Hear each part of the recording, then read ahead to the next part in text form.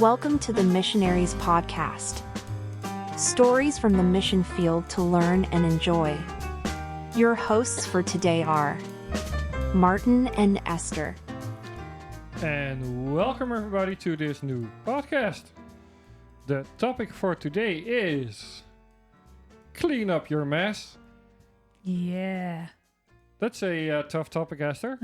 You like them. Well, my You mom like them always tough. my mom always told me that I had to clean up my mess. My bedroom wasn't it wasn't as neat as she often said it should be. But it's not about that mess. It's about our spiritual mess, problems, stuff we have to deal with. Yeah. Since the world is not perfect anymore, and we have to deal with it. And we also have to deal with our spiritual health. Yep. And why do we do this topic, Esther? Because we see a lot of people that come into the mission field expecting it to be a miracle, and then because of the high stress, face some issues they have from the past, and but I'm already gone. And you know what? I can't be as functional as I wanted to be. Yeah. We see a lot of people who come into the mission field who are like, well, I don't know what. Well, sadly, we see a lot of people. That's the better way to say it. Sadly, we see a lot of people who go into the mission field as in, I don't know what to do with my life. I'm not sure what to do next year, so you know what? I'll go and serve in the mission field for the next year, and after that, and in the meanwhile, I'm going to figure out what I'm going to do with my life, And who I am. and who I am, and I still have some stuff to deal with. So I'll do that as well while I'm on the mission field, and when I'm done with that, then I'll go back to my commercial job. Then I'll go for the next study whatsoever. Mm-hmm. And that does mean that sadly too many people go into the mission field who are, well, spiritually, mentally not healthy. And not prepared. Yeah. In all honesty,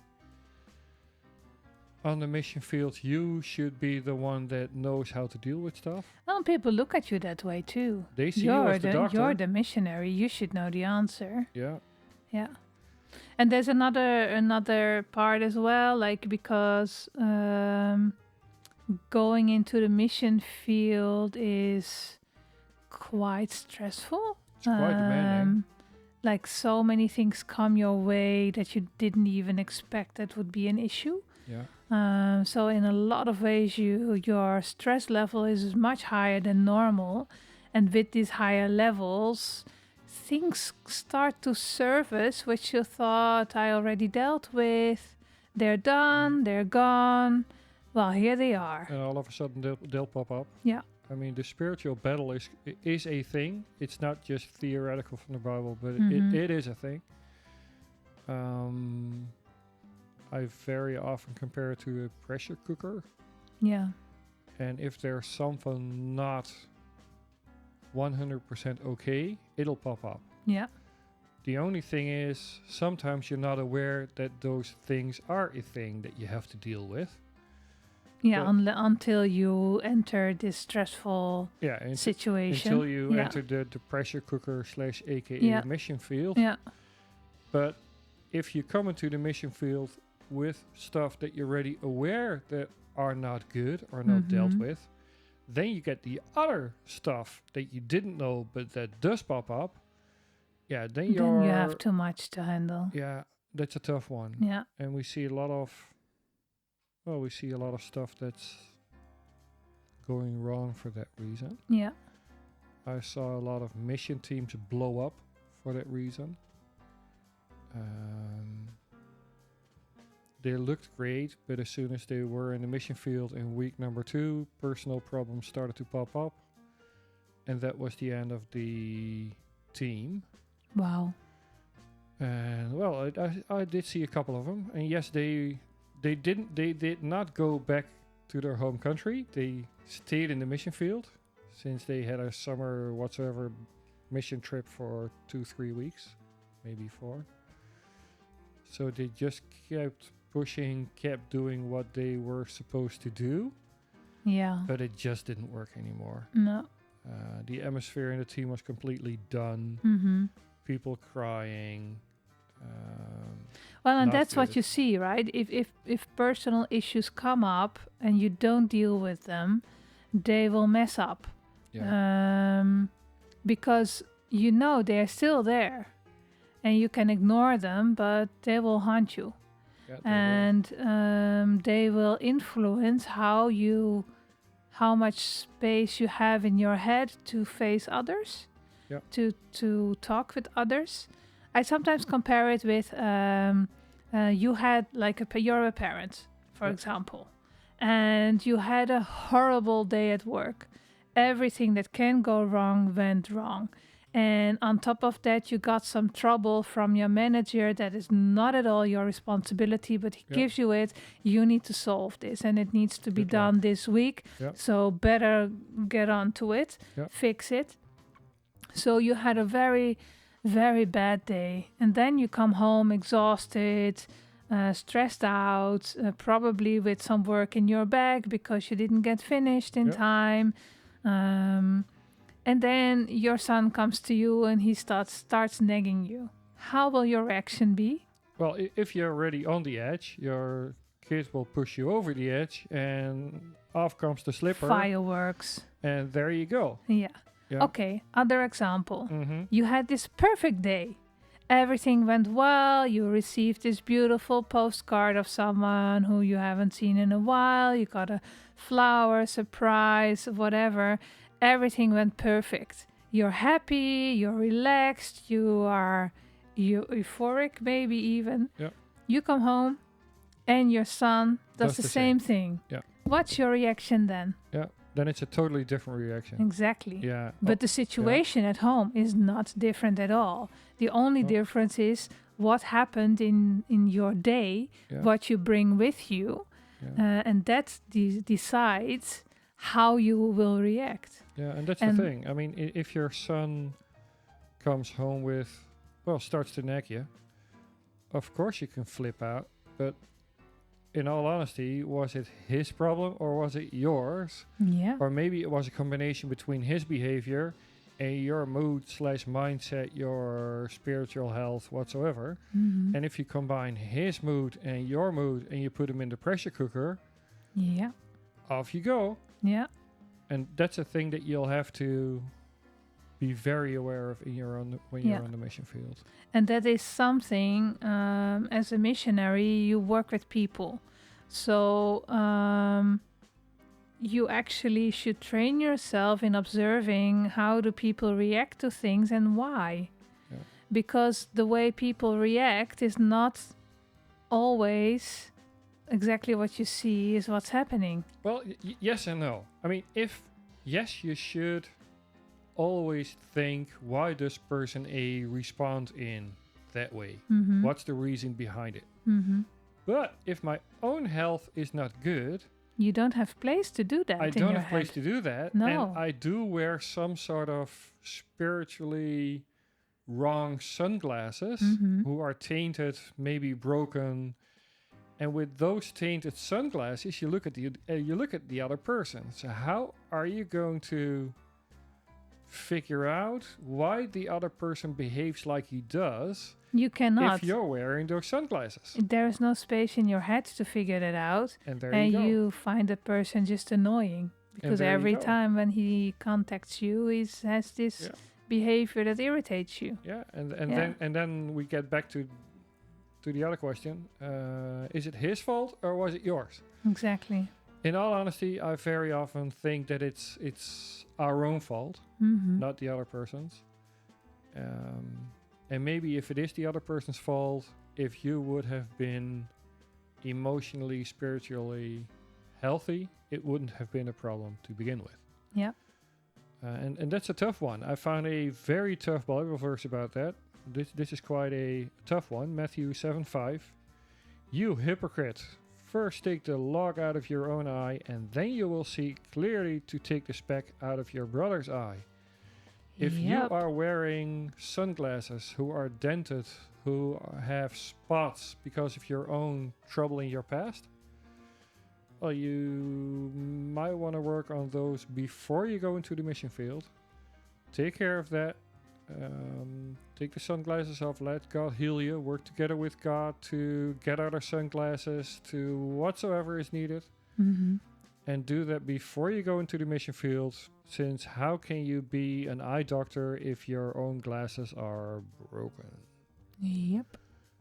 I never thought of that first before in this context, but sadly it does make sense. Yeah, it does. So that's one But thing. how quickly is the human race already judging other people? Big time. Yeah. Big al- time. We see one person, we haven't even spoken to him, and we already think, oh, that's that kind of Yeah, person. we've got an opinion in And a second. ka-ching, there it Yeah. is. But if you're wearing the broken sunglasses, your opinion is twisted / wicked. Yeah. Well, and there you go. Yeah. And that's a huge problem on the mission field, and we see it way too often. Yeah, and when you face these problems, this is another aspect. It takes time, it takes focus, it takes attention to deal with it, to work on it. While you're in the mission field, and there's a lot of people that need this time from you. Yeah. So all the time you need to figure out what's going on and to work on yourself with God to get through this valley and to get through this mountain and be good on the other side. It takes away time and Yeah. attention and energy Yeah. that other people cannot use or get. That's the thing. I mean, yeah. how effective can you be if you're using 50% of your brain power to deal with your own stuff? It's just not going to work. Mhm. God gave you talents. You might as well use those talents as good as you can. Yeah. And if your brain is on full alert with, stuff you have to deal with for your own health, Yeah. how can you focus on the other one? You can't. And you can't. And even if you have a conversation, your mind's not fully into it. Mm-hmm. And the other person knows. Yeah. If he knows that he knows, that's another question. Mm-hmm. If he's aware of that, well, that's the thing. But still, he knows. Yeah. Are you connected in the Non-verbal conversation? non-verbal communication is very strong. Yeah. Yeah. It's non-verbal communication is around 70%, something like that. Yeah. And the other person feels, are you connected in the conversation or not? If Yeah. your mind is with your own struggles, deal with your own struggles first before you start a conversation. Yeah. The other person knows. And maybe for the other person, it took them... Let's just say, if somebody struggles with issues, and he struggled with it for years, and he finally took the courage to have a conversation with it, With you With about you. it. Yeah. on that topic, and you're not connected in a conversation, please don't do that. Yeah. The other person knows, so he probably goes away with, well, now I finally got the courage to start the conversation, but he didn't really listen. Never or gonna do that again. He's never going to do that again, so there was your opportunity. Now it's gone. Yeah. And he's not going to approach another team member if you... He's not going to do that. No. You Door very often closing. only have Yeah. one chance, and you have to get that one chance. Yeah. And don't ruin it for that person. Don't ruin it for your team member. Mm-hmm. And well, sadly, we see it happen quite a lot. Yeah. That's sad to see. Another verse that I found, Proverbs 4:23. Watch over your heart with all diligence, for from it flows the spring of life. Everything we do flows from the condition of our heart. So just as I said, if our heart is filled with pain or unresolved issues, it will hinder your mission work. Yeah. There's no way around it. No. It's the same example that we gave. Yeah. How your day was, same situation at home, but your reaction can be so different depending on what you went through the rest of the day. Yeah. before that. And that is exactly what is happening here in the mission field as well. Yeah. And that's exactly what Proverbs 4:23 says. So clean up your Yeah. mess. Yeah, and that might be tough. Might take time. Yeah. And as well, why do we do this topic? It's because when you already know something's off, don't go. Solve this problem first before you go. Yeah. Because in the pressure cooking of the new situation, everything new in the mission field, all the things that you could easily deal with now suddenly become an issue. Everything that has been normal suddenly is not normal anymore. So if you already know that something is quite a bit off, do something about it Deal before with you it. go. Yeah. And don't think. Let me give you some encouragement if you're dealing with stuff, unresolved stuff. If you deal with it right now, together with God, and God heals you, then you've got a great story. Yeah. If you go on the mission field later on in your life. Yeah. There's a Bible verse on that on 2 Corinthians 1:4. Who comforts us in all of our afflictions, so that we will be able to comfort those who are in any affliction with the comfort with which we ourselves are comforted by God. Yeah. If you can say from your own experience, my past was not that great, but God got me out of it. And yes, it was rough. It took a long time to fix it together with God. Mm-hmm. But hey, here am I, completely healed. So yes, I know how you feel. Yes, I know what it is to be down in the pits. Yeah. But I can tell you a story, what God did for me, and God is willing to do that for you as well if you put your trust in God the same as I did. Yeah. That's a great story. Yeah. It's a It's the best. testimony. Yeah. That's the best testimony you can have. But Yeah. that does mean you have to let God comfort you before you can do that. Yeah.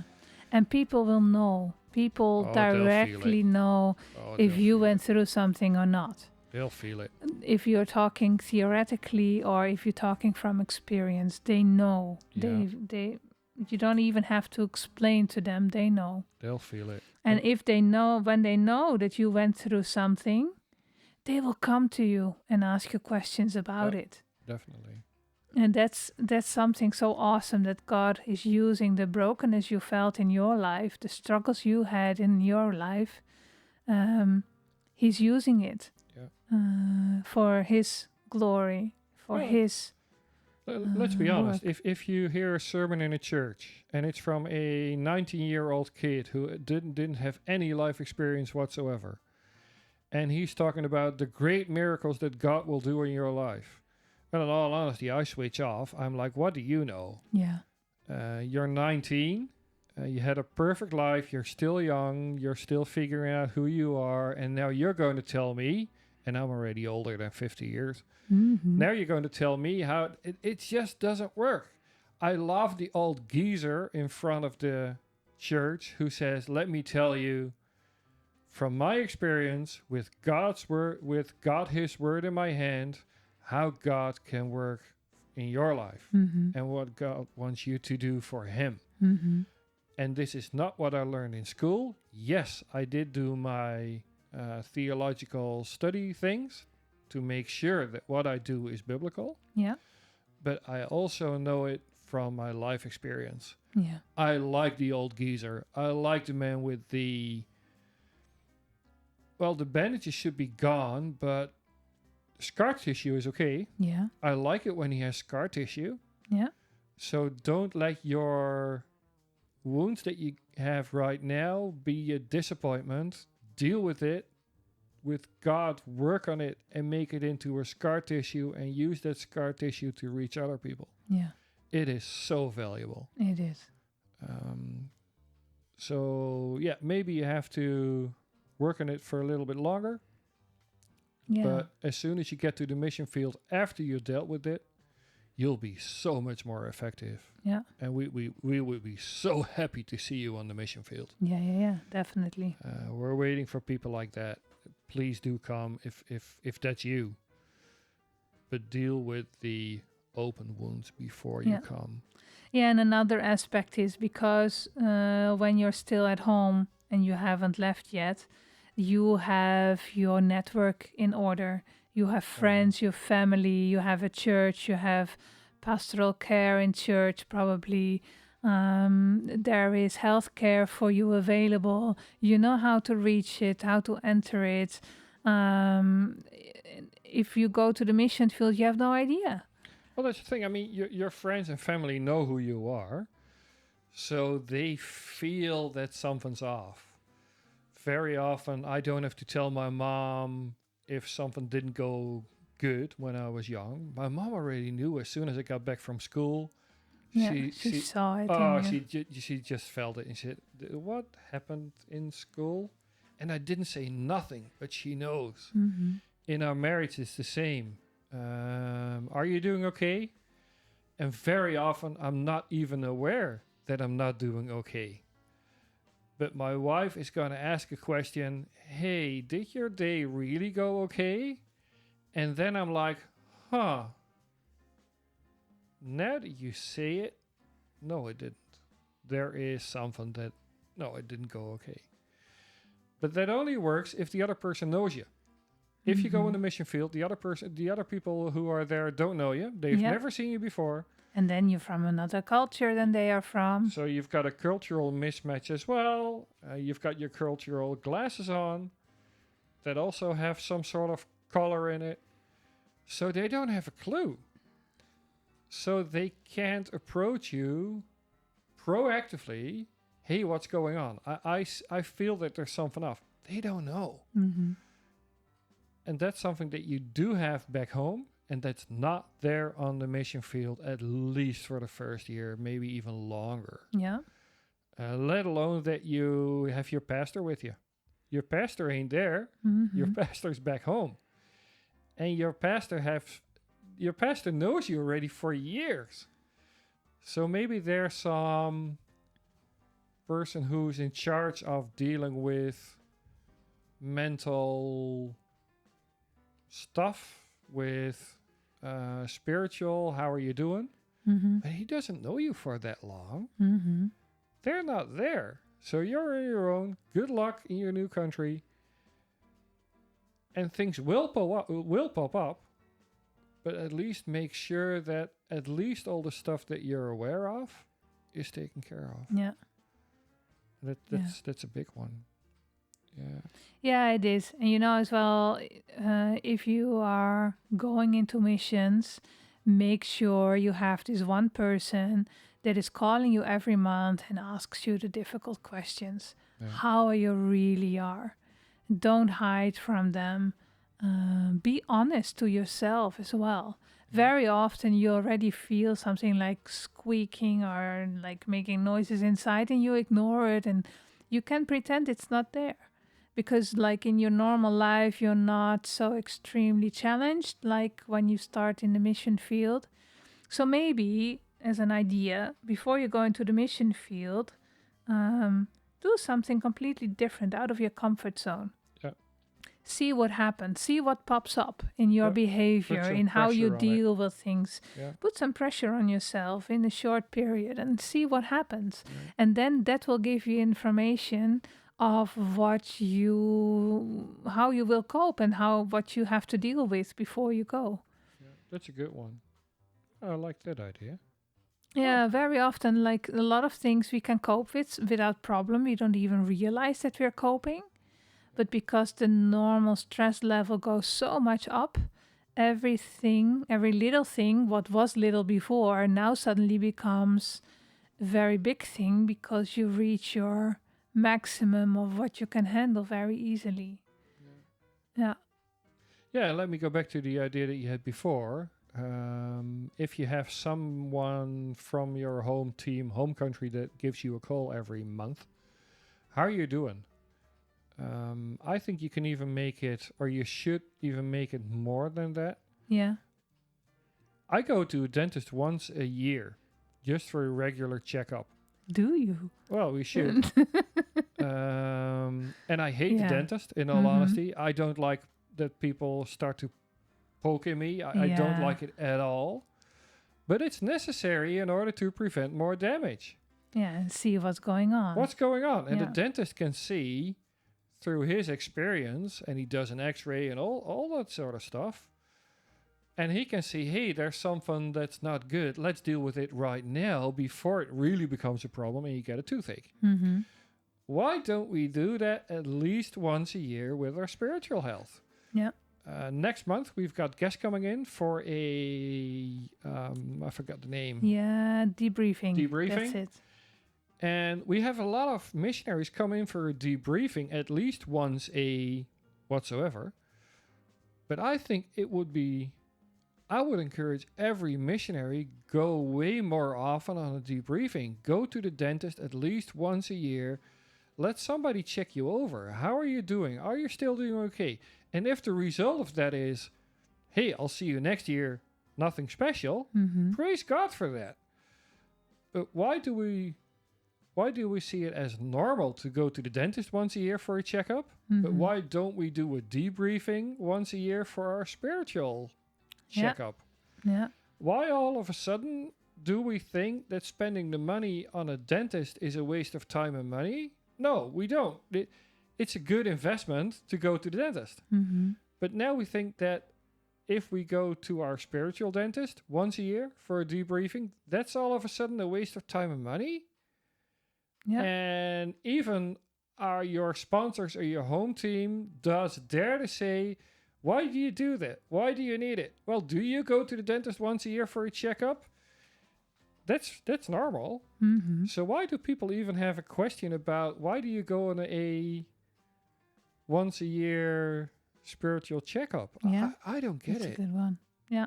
We You should. should. Yeah. And if you're in somebody's home team, encourage them to go to the dentist once a whatsoever, name it, Yeah. before they start to get a toothache. Yeah. If they get a toothache, then you're in deeper trouble. Yeah. Yeah. And then it's not a once a year a week, but then it might be that somebody drops out of the mission team field. Yeah. Then that person all of a sudden needs a retreat for not 1 or 2 weeks, but for 3, 4, 5, 6 weeks, maybe even longer. Well, it might be better to do Yeah. To prevent that from happening. prevent it at least once a year. Go for, and don't see it as. I mean, if I go to the dentist, it's not like I'm going on a holiday. Mm-hmm. So why all of a sudden, if somebody says, I want to spend 1 or 2 weeks on my spiritual dentist, we all of a sudden see it as, well, it's a holiday. No, it's not. That person is working on his own health. Yeah. So please encourage him, well, go for a, whatever it's named. Encourage him to go on that checkup at least once a year. Mm-hmm. And sadly, we see a lot of people coming into our retreats where I think, man, I wish you would have been here at least a year or at least 5 years ago. Yeah. Then this could have been prevented. Yeah. But now here we are. Now I really have to hurt you as the dentist. Mm-hmm. Now we have to do some serious surgery. But the damage is serious. Yeah. Where were you 5 years ago? Yeah. Why did it grow so badly? Yeah, and, Yeah. and why did you think that? I'll be okay. No, Don't do you're that. not. And that's what you talked about before. And people know, people feel it. And that's the thing. And if you go once a year or once a whatsoever, you can prevent that people feel that you're not doing okay, although you don't know that yourself. Even our car goes to the workshop once a year for preventive maintenance. Mm-hmm. It get new oil. Somebody is going to look it over. Is always giving me a call that there's something off. Mm-hmm. Is always sending a bill. But with my car, it's normal. But as soon as it's a missionary who says, I want to do a regular checkup once a year, Mhm. why do you need it? Didn't you have Yeah. a holiday last week or last month? Or Mhm. it's not a holiday. Going with your car into the workshop is not a holiday, and neither is a dentist. It's preventive maintenance. Yeah. Yeah, tough topic. And we see a lot of stuff going wrong if you do not go to the dentist in time. And if you're on the mission field, I mean, we're talking about before you go into the mission field, but let's be honest, if you are on the mission field, it's the same game. Yeah. Um, Yeah, and as well, when you're on the mission field, make sure you plan time for you. Yeah. Because you're in the quick cooker. How is it called? the pressure cooker. The pressure cooker. Uh-huh. Yeah, that's something with languages. So if you things are in the pressure cooker anyway, so you will have to deal with things you never even imagined you will have to deal with at all. So take time in your week to spend me time Yeah, and me and definitely. God time. Yeah, It's you cannot do without it. I found a Bible verse on that, Galatians 6:1. Brothers and sisters, even if a person is caught in any wrongdoing, you, who are spiritual, are to restore such a person in a spirit of gentleness, each one looking to yourself, so that you are not tempted as well. Yeah. People will come with you with not always the most happy mindset. They will come to you with problems, life questions, stuff like that. Make sure that you're healthy, otherwise they'll drag you down. Mm-hmm. And that's a big one. They will cling to you. And Yeah, depending on how you are spiritually strong, yeah, you will or help them up, yeah, or you will go down. yeah. And then you get tempted, and then you go down. Well, that's not good. You should be the No. doctor. You should be the one who brings the good news of Jesus Christ. You should be the Mhm. one that's full on fire. You should be, but, well, do take care of your own health. Before you go, make sure that you're clean, that you're, well, cleaned up your mess, as the title of this podcast says. Yeah. And as soon as you're on the mission field, keep working on that. Yes. And that's the end of our podcast. And if you think you need some help, feel free to call us, please give us write us. Yeah, please give us a call. I mean, we're doing retreats, stuff like that. If you need time, if you think well, maybe there's something off, I would like to chat about that. Please do send us an email, give us a call, whatever's needed. Yeah. We're more than happy to help you with it. Yeah. And yes, we are the dentist, so yes, we're going to poke around.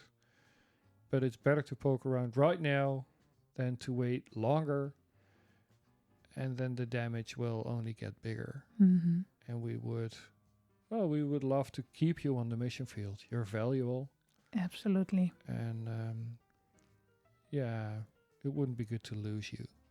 We're proud of you, of what you're doing, so please give us a call. And with that, we come to the end of our podcast. Please do like, subscribe, follow, or whatever, and hope to talk to you soon. Thank you for listening to our podcast. If you have any questions or would like to learn more about our work, please visit emmy.foundation. And remember the last words Jesus gave to you all, as we can read in Matthew 28 verse 20b, "And surely I am with you always, to the very end of the age." No matter what happens, no matter how good or bad your days go, Jesus is with you. You can trust his promise, no matter what.